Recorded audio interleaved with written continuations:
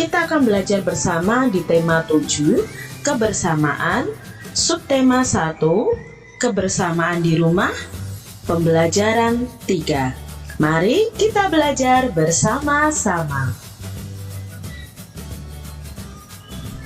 Coba amati gambar berikut. Sedang apakah keluarga Siti? Ya, adik-adik, keluarga Siti sedang berkumpul bersama. Mereka sedang berbincang-bincang, mereka sedang mengobrol. Anak-anak sedang bermain juga di situ. Yuk kita simak cerita Siti. Di rumah Siti sedang diadakan acara silaturahmi keluarga. Silaturahmi keluarga diadakan setiap bulan. Suasana silaturahmi menandakan kebersamaan dalam keluarga. Semua hidup rukun. Siti membantu ibu menyiapkan kue. Ibu membuat kue puding. Ibu mencetak kue dengan ukuran kecil. Ada yang diberi warna coklat, ada yang berwarna putih, ada yang diberi warna hijau, ada yang diberi warna merah. Semua menggunakan pewarna alami. Anak-anak bermain sambil menikmati kue puding. Mereka bergembira mendengarkan cerita teman. Di sini keluarga Siti sedang ada acara silaturahmi atau kumpul keluarga. Siti dan ibu menyiapkan kue. Ibu Siti membuat puding nih adik-adik. Puding buatan Ibu Siti bermacam-macam warnanya. Ayo, warnanya apa saja? Ya, ada coklat, putih, hijau, dan merah. Semuanya memakai pewarna alami. Adik-adik harus tahu nih, makanan yang memakai pewarna alami itu aman untuk dikonsumsi atau dimakan oleh kita. Tetapi kalau makanan yang memakai pewarna tidak alami atau pewarna buatan itu sebenarnya berbahaya bagi kita. Adik-adik nanti bisa cari tahu infonya, pewarna yang berbahaya bagi makanan kalau kita makan di dalam tubuh kita. Ya, nanti kalian bisa cari informasinya. Ayo cari tahu warna kesukaan Siti dan teman-temannya. Nah, di sini ternyata Siti dan teman-temannya itu memiliki warna kesukaan yang berbeda. Kita lihat di sini. Siti suka warna hijau, maka dia mengambil puding yang berwarna hijau. Sedangkan Ali suka warna coklat. Jadi Ali mengambil puding warna coklat. Sekarang Kak Citra tanya kepada adik-adik. Adik-adik suka warna apa? Hayo. Adakah yang suka warna merah? Warna hitam? Warna hijau? Kalau Kak Citra suka warna ungu adik-adik. Coba adik-adik nanti tanyakan kepada teman kalian, kepada keluarga kalian tentang warna kesukaan mereka. Boleh kalian tanya kepada ayah, ibu, adik, kakak, dan teman-teman kalian di sekolah tentang warna kesukaan mereka. Pasti warna kesukaan mereka berbeda-beda. Bagaimana sikap kita terhadap teman yang memiliki warna kesukaan yang berbeda dengan kita? Contohnya nih, Kak Citra suka warna ungu. Teman Kak Citra si Joni suka warna hitam. Bagaimana sikap Kak Citra terhadap Joni yang berbeda warna kesukaan dari Kak Citra? Yuk kita perhatikan. Yang pertama, kita harus saling menghormati walaupun berbeda warna kesukaan. Kak Citra harus menghormati si Joni, walaupun Joni warna kesukaannya berbeda dengan Kak Citra. Begitu juga dengan kalian. Tidak mengejek warna kesukaan teman. Tidak boleh mengejek warna kesukaan teman yang berbeda dengan kita. Ah, Joni, warna kesukaanmu itu kan hitam, jelek. Tidak seperti itu adik-adik. Tidak boleh mengejek warna kesukaan teman kita. Tetap berteman walaupun berbeda warna kesukaan. Jangan seperti ini adik-adik. Ah, aku mau berteman sama anak yang warna kesukaannya merah saja. Aku kan suka warna merah. Bukan seperti itu. Tetapi tetap harus mau berteman dengan semua orang. Sambil menikmati kue puding, Siti dan saudaranya bertukar cerita. Siti dengan antusias menceritakan dongeng ular dan tikus.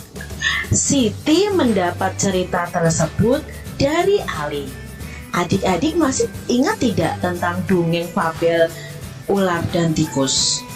Kalian bisa lihat atau menonton video Kak Citra yang tema 7, subtema 1, pembelajaran 1, dan pembelajaran 2. Di situ dijelaskan tentang dongeng ular dan tikus.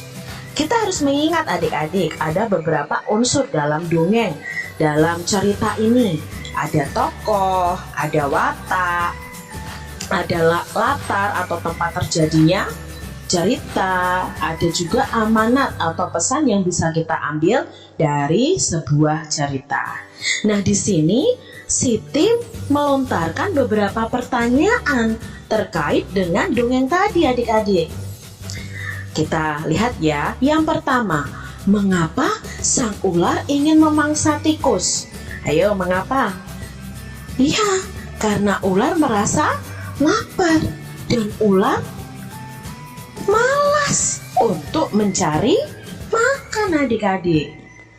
Yang kedua, tikus berbicara kepada ular. Jika ingin makan dirinya, maka yang harus dilakukan adalah apa yang harus dilakukan? Ayo, nanti kalian bisa lihat dulu ya. Sebelum menjawab ini, melihat video Kak Citra yang ada dongengnya. Mengapa? Ayo, jawabnya apa nomor 2? Disuruh apa? Iya, yang harus dilakukan ular adalah berpikir. Tikus menyuruh ular berpikir. Berpikir apa adik-adik? Berpikir seperti ini. Kalau nanti si ular memakan tikus, maka ular akan hidup sendiri. Nah, itu tikus menyuruh ular berpikir. Yang ketiga, ular tidak jadi memakan tikus karena mereka berdua tidak bisa. Iya, kalau ular makan tikus berarti ular sendirian. Ular tidak jadi makan tikus karena mereka berdua tidak bisa hidup sendiri. Kita sebagai manusia juga begitu adik-adik. Kita tidak bisa hidup sendiri. Maka manusia disebut makhluk sosial. Makhluk yang membutuhkan bantuan orang lain. Yang keempat, ular meminta maaf kepada tikus. Apakah tikus memaafkan sang ular? Iya, tikus memaafkan sang ular. Akhirnya mereka apa? Pergi mencari makan bersama. Setelah ular dan tikus hidup bersama, apakah yang mereka lakukan bersama? Ya, adik-adik, mereka mencari makan bersama-sama. Itu tadi pertanyaan tentang dongeng ular dan tikus.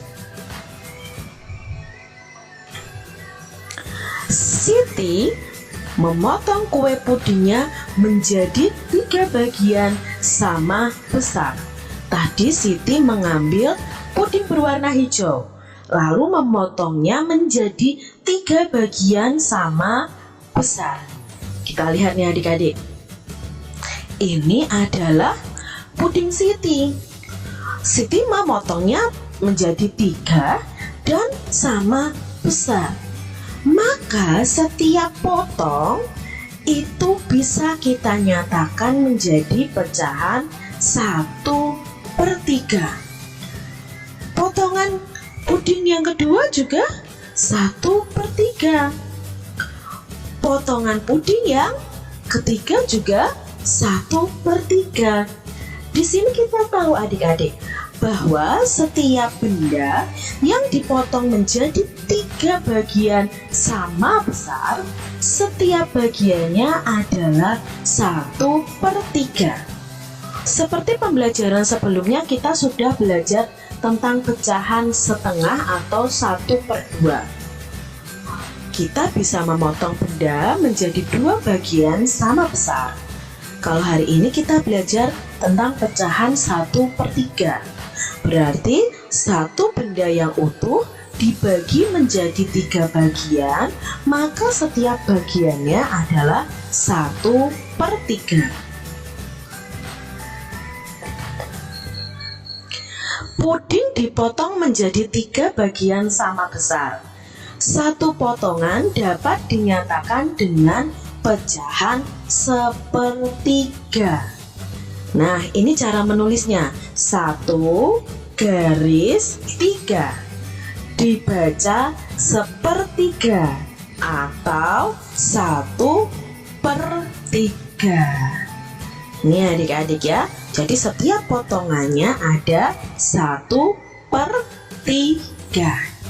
Tapi Kak, kalau aku memotong pudingnya tidak sama besar, apakah bisa dikatakan 1/3? Tidak bisa adik-adik. Dikatakan 1/3 apabila benda atau ini kue ya dibagi menjadi 3 sama besar. Itu baru dikatakan pecahan 1/3. Kak Citra punya soal untuk kalian juga adik-adik. Siti memotong kertas menjadi 3 bagian sama besar. Jadi di sini Siti punya 1 kertas, lalu dipotong menjadi 3 bagian sama besar. Maka setiap bagian disebut titik-titik bagian. Kak Citra sudah jelaskan tadi di atas bahwa jika suatu benda dipotong menjadi 3 bagian sama besar, maka setiap bagiannya dinyatakan dengan pecahan berapa? Ya, setiap bagiannya dinyatakan dengan pecahan 1/3 atau 1/3. Maka jawabnya adalah 1/3 bagian. Kita lihat soal selanjutnya.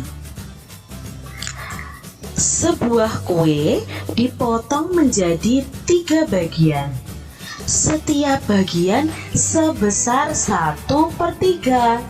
Maka masing-masing potongan harus dipotong bagaimana?